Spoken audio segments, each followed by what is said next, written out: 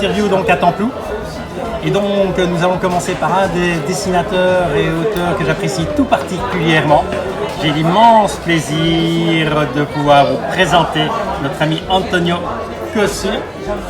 Bien le bonjour, comment vas-tu Antonio? Très bien depuis quelques secondes. Depuis quelques jours. Pas plus clair. Tu es d'accord pour 2 ou 3 questions? Pas longtemps, c'est promis. Bon, alors on va faire vraiment très court, on va pas faire une trop longue interview ici parce que tu as énormément de monde. Tu as déjà travaillé ce matin? Oui. Beaucoup de monde ce matin chez toi? Il y a du monde et puis du monde qui ne me connaît pas, ce qui est, là dois-je dire, agréable parce que ça veut dire qu'ils découvrent mon travail. Donc des gens qui me connaissent et qui apprécient le travail, qui viennent acheter des albums, mais d'autres qui ne connaissent pas mon travail. Ça c'est formidable. C'est quand même comique parce que bon, ton travail, t'es pas un dessinateur de l'an dernier ni d'avant. T'as quand même mal de BD, déjà de séries derrière toi. Oui, mais pendant 30 ans, j'étais enseignant.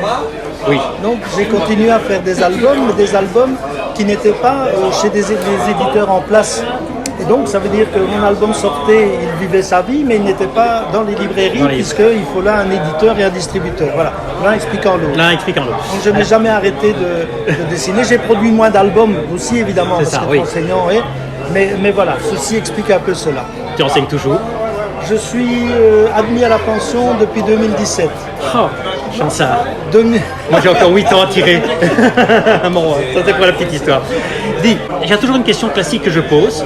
Si tu devais te résumer en 3 mots, que dirais-tu de toi?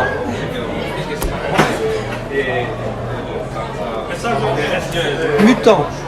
Oui, ok. Mutant, qui est un de mes personnages et qui lui-même est mutant parce que ça s'écrit M-U-U-T-A-N. Tout à fait. Et 2 autres mots? L'angoisse qui est devenue joyeuse.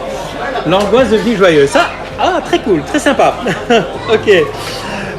Dans les questions, on s'était dit, donc on va faire très basique un peu pour tout le monde. Dans toutes les BD que tu as produites, bon ici on en a 2, une notamment que tu as fait avec Philippe Berthet, on a adoré, d'ailleurs on a une superbe capsule avec lui. Une que tu avais fait tout seul. Quelle est la bande dessinée dont tu es le plus fier que tu as... Alors je vais le dire comme ça. J'aime mon travail. Je ne dis pas qu'il est merveilleux, qu'il est fantastique, que je suis le premier, mais j'aime le faire. Donc tous ces albums, j'ai aimé les faire. Après, quel est celui que je préfère? Je ne sais pas vraiment le dire. Par exemple, ici, Fin de bail, il y a 2 histoires que j'adore et qui sont faites avec Berthet. Alors, tu les publies aux éditions du Tiroir, avec lesquelles nous avons pour l'instant d'excellents contacts. Ils nous ont d'ailleurs prêté... Celle-ci qui donne le titre à l'album. Tout à fait. Et celle du petit garçon, je crois qu'il est ici, que j'aime vraiment beaucoup. Ton dessin, oui, on reviendra sur les éditions du Tiroir après. Ton dessin finalement est assez caractéristique aussi. Tu as eu un modèle, tu as eu quelqu'un qui t'a impressionné dans ta jeunesse pour te former ou bien c'est ton dessin à toi tout seul?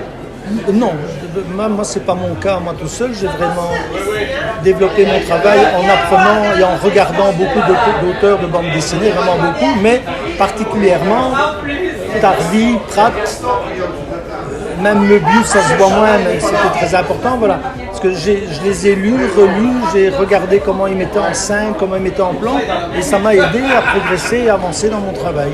Alors moi je t'avais découvert avec une bande dessinée dont le titre était imprononçable quand j'étais plus jeune. Brodowski ou... Boscovitch. Je me suis dit heureusement que dans les suivantes, il a été un peu plus raisonnable parce que Boscovitch, c'était vraiment difficile à retenir et tout. Mais c'était le son.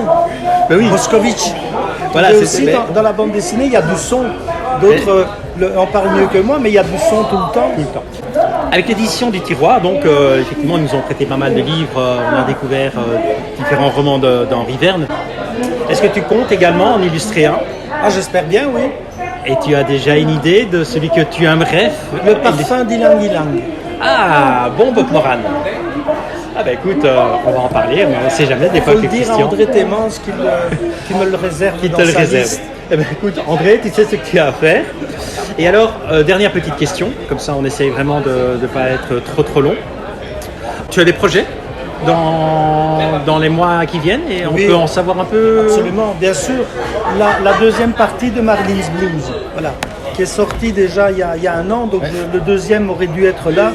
Mais j'ai, malgré le fait que je suis admis à la pension, énormément d'autres activités qui me prennent encore trop de temps, mais c'est en train de se terminer. Donc j'ai déjà le scénario et un pré-découpage qui est prêt.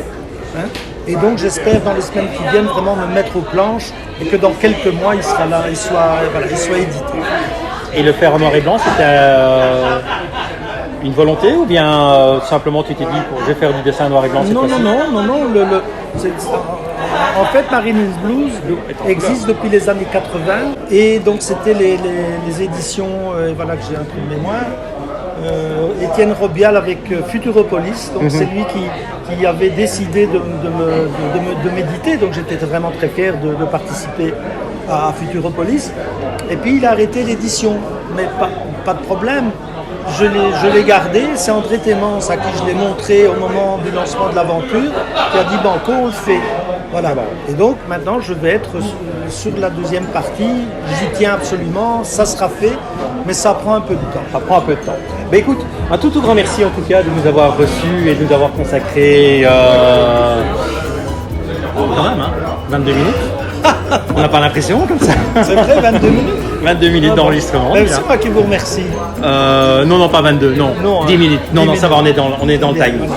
Et donc voilà, écoute, un tout grand merci. On va te laisser peut-être terminer notre petit carnet. Tu fais le personnage de choix. Et voilà.